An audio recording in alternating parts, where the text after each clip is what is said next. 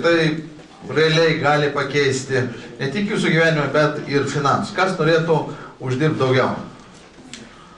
Ką reikia daryti? Išmokti kalbėti. Nes taip jau yra. Daugiausiai gauna ir didžiausią įtaką daro ne tie žmonės, kurie protingiausiai, labiausiai išsilavinę, o kas? Kas ryžtasi kalbėti. Ypatinga paslaptis. Kaip atrodo, nuo ko prasideda super įtakinga kalba? Nuo įėjimo, dar anksčiau šiek tiek prasideda. Nuo pasiruošimo be abejo. Nuo pasiruošimo.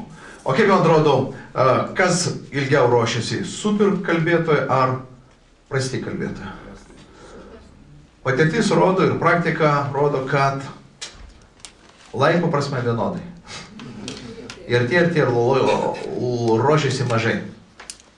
Tik skiriasi kokybė pasiruošimo. Aš išklausiau tūkstančius prezentacijų, tūkstančius kalbų.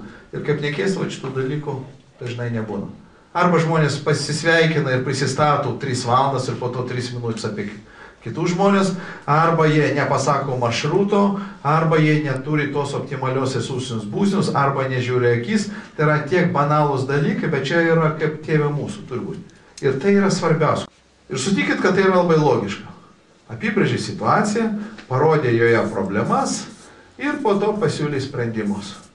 Bet kaip jau atrodo, kiek realiai žmonių, kad ir profesionalų, naudoja tokią struktūrą? 3–5%. Aš praleidau 1000 valandų, 15 pasaulio šalių, išklausydamas 1000 tų prezentacijų, vienetai, kurie tai darydavo. Ir tie, kas darydavo, turėdavo milžiniškus pardavimus.